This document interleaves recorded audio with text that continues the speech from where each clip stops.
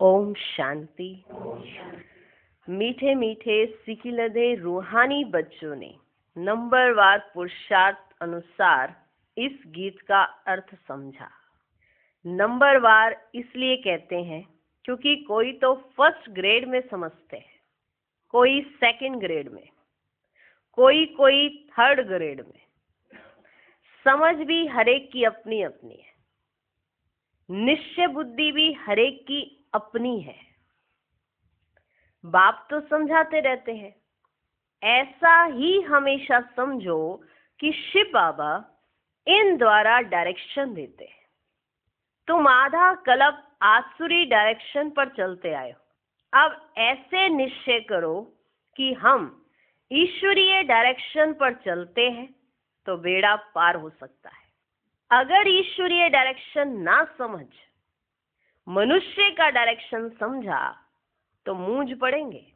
बाप कहते हैं मेरे डायरेक्शन पर चलने से फिर मैं रिस्पॉन्सिबल हूं ना। इन द्वारा जो कुछ होता है उनकी एक्टिविटी का भी मैं ही रिस्पॉन्सिबल हूं, उसको हम राइट करेंगे।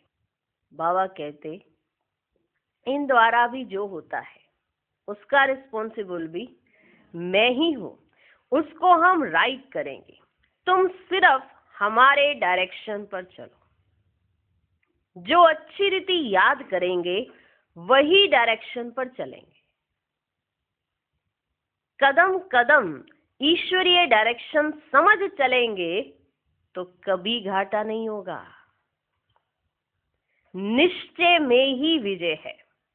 बहुत बच्चे इन बातों को समझते नहीं है। थोड़ा ज्ञान आने से देह अभिमान आ जाता है, डायरेक्शंस को समझते नहीं है कि जो कहा जाए वो किया जाए। थोड़ा सा ज्ञान आने से देह अभिमान आ जाता है। योग बहुत ही कम है। ज्ञान तो है हिस्ट्री ज्योग्राफी को जानना, ये तो सहज है, ये तो कोई मुश्किल नहीं है। ज्ञान तो है हिस्ट्री ज्योग्राफी को जानना, ये तो सहज है। यहाँ भी मनुष्य कितनी साइंस आदि पढ़ते हैं, ये पढ़ाई तो इजी है। बाकी मेहनत है योग की। कोई कहे बाबा हम योग में बहुत मस्त रहते हैं, बाबा मानेगा नहीं। कोई कहे कि बाबा हम योग में मस्त रहते हैं, बाबा मानेगा नहीं। बाबा हरेक की एक्ट को देखते हैं।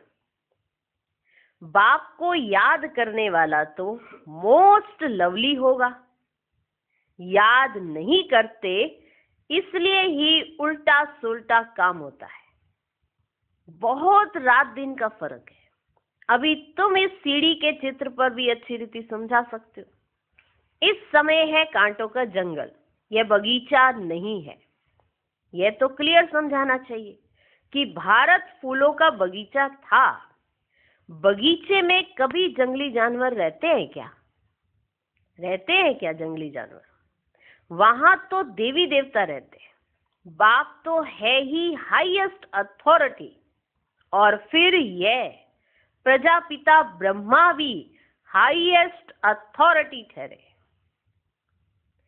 बाप हाईएस्ट अथॉरिटी है, प्रजापिता ब्रह्मा भी हाईएस्ट अथॉरिटी ठहरे। यह दादा है सबसे बड़ी अथॉरिटी। शिव और प्रजापिता ब्रह्मा आत्माएं हैं शिव बाबा के बच्चे, और फिर साकार में हम भाई बहन सब हैं प्रजापिता ब्रह्मा के बच्चे। यह है सबका ग्रेट ग्रेट ग्रैंडफादर।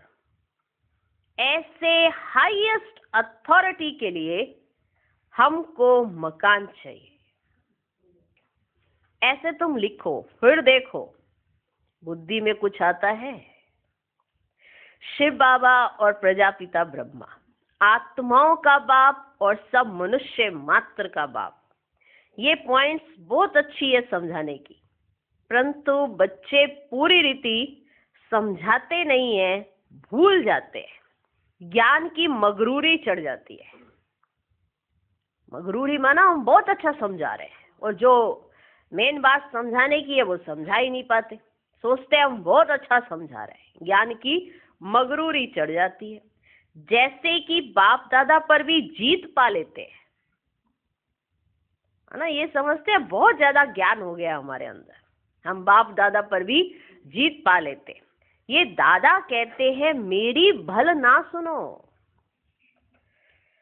हमेशा समझो। शिव बाबा समझाते हैं, क्योंकि इसी से बचे रहोगे हर बात से। क्योंकि अगर ईश्वरीय मत समझोगे तो पास होते जाओगे। अगर ये कहीं समझ लिया कि ये तो ब्रह्मा बाबा समझा रहे हैं, हाँ, तो फेल हो जाओगे। हमेशा समझो, शिव बाबा समझाते हैं, उनकी मत पर चलो। डायरेक्ट ईश्वर मत देते हैं कि ये करो, रिस्पॉन्सिबल हम हैं। डायरेक्ट ईश्वर मत दे रहे हैं कि ये करो, रिस्पॉन्सिबल हम हैं। ईश्वरीय मत पर चलो।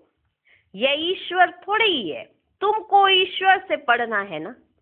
हमेशा समझो ये डायरेक्शन ईश्वर देते हैं। ब्रह्मा बाबा के मुख से भी अगर कुछ निकलता है तो हमेशा ये समझो ये डायरेक्शन ईश्वर देते हैं। ये लक्ष्मी नारायण भी भारत के ही मनुष्य थे, ये भी सब मनुष्य हैं, परंतु ये शिवालय के रहने वाले, इसलिए सब नमस्ते करते हैं। परंतु बच्चे पूरा समझाते नहीं है, अपना नशा चढ़ जाता है, अपना ही नशा चढ़ जाता है। डिफेक्ट तो भूतों में है ना। जब पूरा योग हो तब विक्रम विनाश हो। विश्व का मालिक बनना कोई मासी का घर थोड़ा ही है। जब मत दी जाती है ना, जब समझ दी जाती है, तो उस समझ को समझ के तौर पर ही लेना होता है। अगर वो ये देखा जाएगा कि ये जो समझ दी जा रही है मेरे में नहीं है, तो फिर समझ नहीं ले सकते। हम अभी पावन तो बने नहीं है, तो बाबा हमको मत दे रहे हैं। पहले तुम निश्चय तो रखो कि कहा किसने है। ये निश्चय हो तो जीत हो ना, ये निश्चय नहीं हो पाता। भगवान ये कंट्रास्ट क्लियर कराना चाहते हैं, और जो आज भी समझ जाएगा तो जीत ही जीत है, हार उसकी है ही नहीं, हो ही नहीं सकते। बाबा समझाते ईश्वरीय मत पर चलो। ये ईश्वर थोड़ी ही है, तुमको ईश्वर से पढ़ना है ना। हमेशा समझो ये डायरेक्शन ईश्वर देते हैं। ये लक्ष्मी नारायण भी भारत के ही मनुष्य थे, ये भी सब मनुष्य हैं, परंतु ये शिवालय के रहने वाले, इसलिए सब नमस्ते करते हैं। परंतु बच्चे पूरा समझाते नहीं हैं, अपना नशा चढ़ जाता है। डिफेक्ट तो बहुतों में है ना। जब पूरा योग हो तब विक्रम विनाश हो। विश्व का मालिक बनना कोई मासी का घर थोड़े ही है। बाबा देखते हैं माया एकदम नाक से पकड़कर गटर में गिरा देती है। बाप की याद में तो बड़ी खुशी में प्रफुल्लित रहना चाहिए। सामने एम ऑब्जेक्ट खड़ी है, हम ये लक्ष्मी नारायण बन रहे हैं। भूल जाने से खुशी का पारा नहीं चढ़ता है। कहते हैं हमको निष्ठा में बिठाओ, निष्ठा माना योग कराओ। बाहर में हम याद नहीं कर सकते, याद में नहीं रहते हैं, इसलिए कभी कभी बाबा भी प्रोग्राम भेज देते हैं, परंतु याद में बैठते थोड़े ही हैं। बुद्धि इधर उधर भटकती रहती है। बाबा अपना मिसाल बताते हैं, नारायण का कितना पक्का भक्त था, जहां तहां साथ में नारायण का चित्र रहता था, फिर भी पूजा के समय बुद्धि इधर उधर भागती थी। इसमें भी ऐसा होता है। बाप कहते चलते फिरते बाप को याद करो, परंतु कई कहते हैं बहन निष्ठा करावे, माना बहन आगे बैठे और योग कराए और दृष्टि दे, इसको कहते हैं निष्ठा कराना। बाप कहते हैं चलते फिरते बाप को याद करो, परंतु कई कहते हैं बहन निष्ठा करावे। निष्ठा का तो कोई अर्थ ही नहीं है। बाबा हमेशा कहते हैं याद में रहो। कई बच्चे निष्ठा में बैठे बैठे ध्यान में चले जाते हैं, ना ज्ञान ना याद रहती। या तो फिर झुटके खाने लग पड़ते। बहुतों को तो आदत ही पड़ गई है, क्या खाने की? झुटके खाने की आदत पड़ गई है, क्योंकि एक बार में जब हुआ तो अपने को रोका नहीं, और जब रोका नहीं उसके बाद फिर आदत पड़ गई। यह तो अल्पकाल की शांति हो गई, गोया बाकी सारा दिन अशांति रहती है। इसका मतलब पहले भी आपको बताया था, जब आप यहाँ बैठते हो तो आपके संकल्प थोड़ा शांत होना शुरू होते हैं, और जब शांत होना शुरू होते हैं तो आत्मा को रिलैक्सेशन मिलती है और वो सो जाती है। ज्ञान के समय, योग के समय आत्मा को नींद आ रही है, माना अब आत्मा शांत हो रही है, संकल्पों को कंट्रोल कर रही है, और सारे दिन में वो फिर अशांत है, उसके संकल्प चलते जा रहे हैं। गोया बाकी सारा दिन अशांति रहती है। चलते फिरते बाप को याद नहीं करेंगे तो पापों का बोझा कैसे उतरेगा? आधा कल्प का बोझा है, इसमें ही बड़ी मेहनत है। अपने को आत्मा समझो और बाप को याद करो। भल बाबा को बहुत बच्चे लिख भेजते हैं, इतना समय याद में रहा, परंतु याद रहती नहीं है, चार्ट को समझते ही नहीं है। बाबा बेहद का बाप है, पतित पावन है तो खुशी में रहना चाहिए। ऐसे नहीं हम तो शिव बाबा के, ऐसे नहीं हम तो शिव बाबा के हैं ना, ऐसे भी बहुत है, समझते हैं हम तो बाबा के हैं, लेकिन याद बिल्कुल करते नहीं। अगर याद करते होते तो फिर पहले नंबर में जाना चाहिए। किसको समझाने की भी बड़ी अच्छी बुद्धि चाहिए। हम तो भारत की महिमा करते हैं। नई दुनिया में आदि सनातन देवी देवताओं का राज्य था, अभी है पुरानी दुनिया, आयरन एज, वह सुखधाम और यह दुखधाम। भारत गोल्डन एज था तो इन देवताओं का राज्य था। कहते हैं हम कैसे समझें कि इनका राज्य था? यह नॉलेज बड़ी वंडरफुल है। जिसकी तकदीर में जो है, जो जितना पुरुषार्थ करते हैं वह देखने में तो आता है ना। कोई कहे मैं तो बहुत पुरुषार्थ कर रही हूँ आत्मा, देखने में तो आता है ना। तुम एक्टिविटी से जानते हो, है तो कलयुगी भी मनुष्य तो सत्युगी भी मनुष्य, फिर उन्हों के आगे माथा जाकर क्यों टेकते हो? उन्हों को स्वर्ग का मालिक कहते हैं ना। कोई मरता है तो कहते फलाना स्वर्गवासी हुआ, यह भी नहीं समझते। इस समय तो नरकवासी सब हैं, जाकर पुनर्जन्म भी फिर यहाँ ही लेंगे। बाबा हरेक की चलन से देखते रहते हैं, बाबा हरेक की चलन से देखते रहते हैं। बाबा को कितना साधारण रीति से किस किस से बात करनी पड़ती है, कितना साधारण रीति से किस किस से बात करनी पड़ती है, संभालना पड़ता है। बाप कितना क्लियर कर समझाते हैं। समझते भी हैं तो बात बड़ी ठीक है, समझते भी हैं तो बात बड़ी ठीक है, फिर भी क्यों बड़े बड़े कांटे बन जाते हैं? जब बाबा समझाते हैं तो समझते, बात तो बिल्कुल ठीक है, फिर क्यों बड़े बड़े कांटे बन जाते हैं? एक दो को दुख देने से कांटे बन जाते हैं, आदत छोड़ते ही नहीं।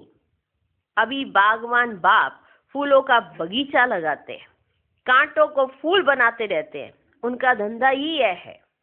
जो खुद ही कांटा होगा तो फूल कैसे बनाएगा? प्रदर्शनी में भी बड़ी खबरदारी से किसको भेजना होता है? प्रदर्शनी में भी बड़ी खबरदारी से किसको भेजना होता है? अच्छे गुणवान बच्चे, वे जो कांटों को फूल बनाने की अच्छी सेवा करते हैं, किसी को भी कांटा नहीं लगाते, अर्थात किसी को दुख नहीं देते, कभी भी आपस में लड़ते नहीं हैं। तुम बच्चे बहुत एक्यूरेट समझाते हो, इसमें किसी की इंसल्ट की तो बात ही नहीं। अभी शिव जयंती भी आती है, तुम प्रदर्शनी जास्ती करते रहो, छोटी छोटी प्रदर्शनी पर भी समझा सकते हो। 1 सेकंड में स्वर्गवासी बनो अथवा पतित भ्रष्टाचारी से पावन श्रेष्ठाचारी बनो। 1 सेकंड में जीवन मुक्ति प्राप्त करो। जीवन मुक्ति का भी अर्थ समझते नहीं है, तुम भी अभी समझते हो। बाप द्वारा सबको मुक्ति, जीवन मुक्ति मिलती है, परंतु ड्रामा को भी जानना है। सब धर्म स्वर्ग में नहीं आएंगे, वे फिर अपने अपने सेक्शन में चले जाएंगे, फिर अपने अपने समय पर आकर स्थापना करेंगे। झाड़ में कितना क्लियर है, एक सदगुरु के सिवाय सदगति दाता और कोई हो ही नहीं सकता। बाकी भक्ति सिखलाने वाले तो ढेर गुरु हैं, सदगति के लिए मनुष्य गुरु हो नहीं सकता, परंतु समझाने का भी अकल चाहिए, समझाने का भी अकल चाहिए। इसमें बुद्धि से काम लेना होता है। ड्रामा का कैसा वंडरफुल खेल है। तुम्हारे में भी बहुत थोड़े हैं जो इस नशे में रहते हैं।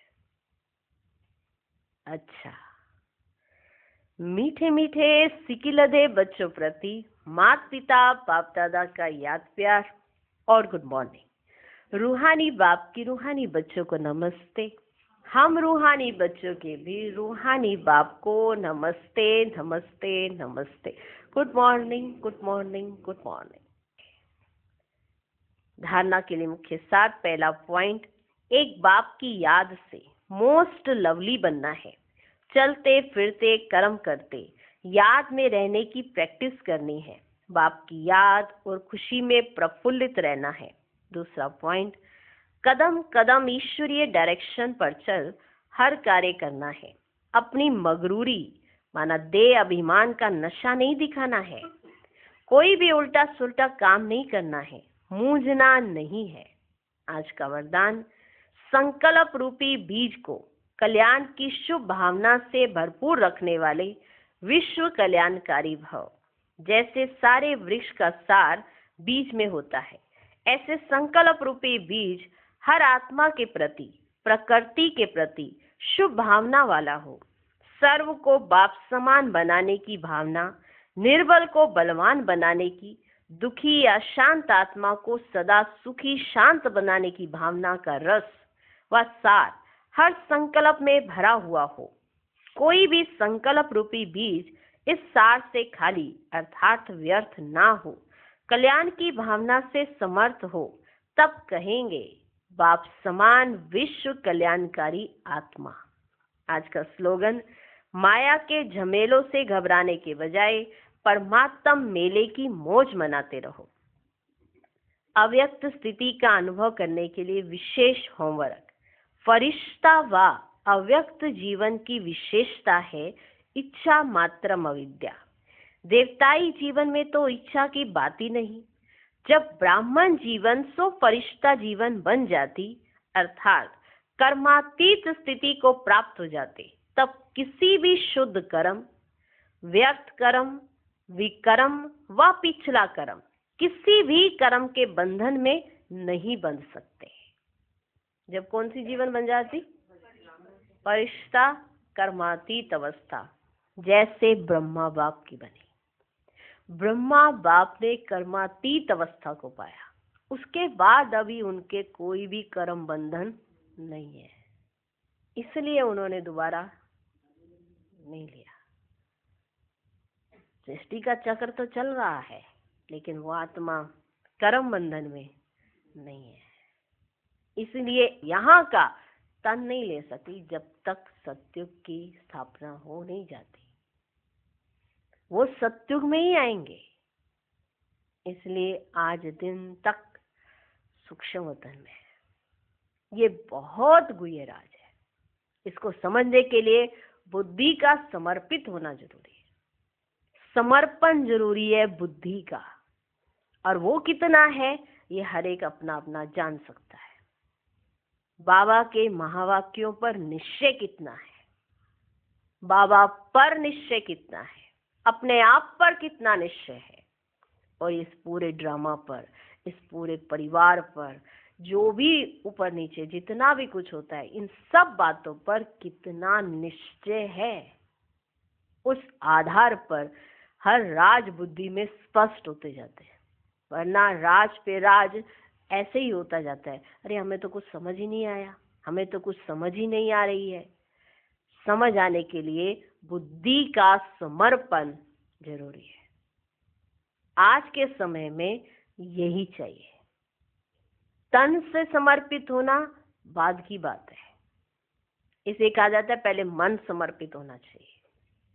मन बुद्धि समर्पित होने चाहिए कि यहीं पर है, बाबा के कार्य में ही है, तो तन तो ऑटोमेटिक समर्पित हो जाएगा। आज का मनुष्य तन से समर्पित होने का पहला सोचता है कि मैं तन से समर्पित हो जाऊं, पर उसका मन और बुद्धि तो इधर उधर भटक रहा है। मन बुद्धि बाप के कार्य में समर्पित हो तो तन तो ऑटोमेटिक समर्पित हो जाता है। तो ये निशानी होती है, तो हमें बाबा के राजों के बारे में समझ आ सकती है, तो हम वो राजयुक्त, योग युक्त और युक्ति युक्त जीवन बिता सकते हैं। वरना एक पॉइंट पर ही कई पॉइंट बच्चे ही उठा लेते हैं, बाहर तो क्या ही उठाएगा कोई। समझ नहीं आती है ना, इसीलिए कहा कि ऐसा जीवन, कर्मातीत अवस्था हमें प्राप्त करनी है कि अगला जब जन्म हो तो वो सत्युग की धरनी पर ही हो। कर्मातीत अवस्था को प्राप्त करना है, ना कोई कर्म का, ना पिछले कर्म का, किसी भी शुद्ध व्यर्थ किसी भी कर्म का कोई बंधन ना रहे। तब कहेंगे ब्राह्मण जीवन सो फरिश्ता जीवन। अव्यक्त जीवन की यही विशेषता है, इच्छा मात्रम अविद्या, कोई भी इच्छा ना रहे, वही कर्मातीत जीवन होती है। कोई भी इच्छा ना रहे है हमारी, ये हम सब बच्चों को चेक करनी चाहिए। ओम शांति।